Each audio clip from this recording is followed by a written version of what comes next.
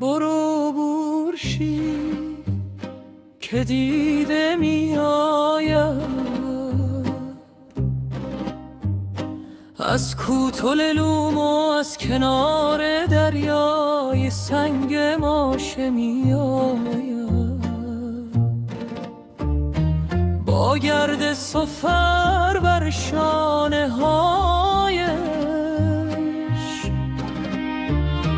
با قصه شب در صدایش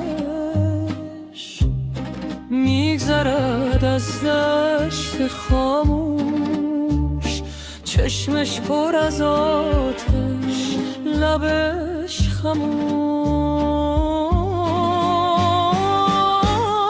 برو بورشی صدا بزن نام فردا را، بشکن سکوت سرد این شبها را با گام های استوار و بی‌هراس. روشن کن این راه تاریک ما را، از کوه و کمر، از راه دور می آورد آواز صبور.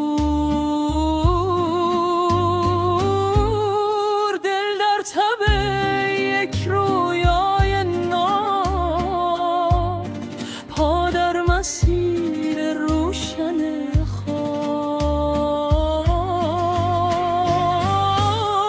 برو بورشی صدا بزن نام فردا را،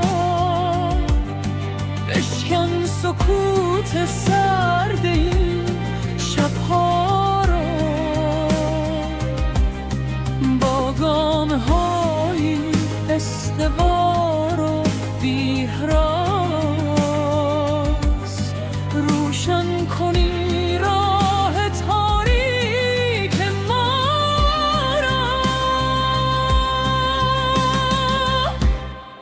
اگر چه شب سنگین و طولانی است، اگر دل از این خستگی فانی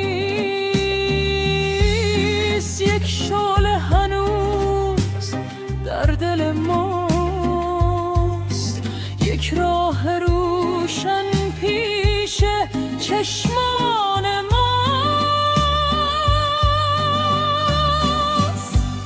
روزی که خورشید سر برزند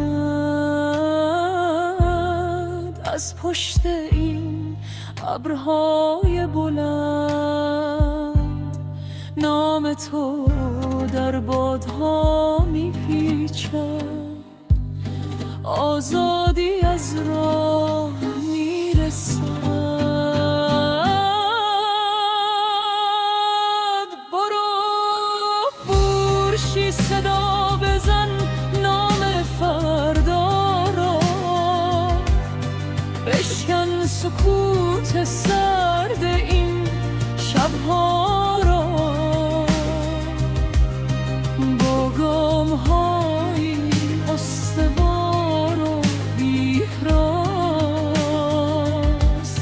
روشن کنی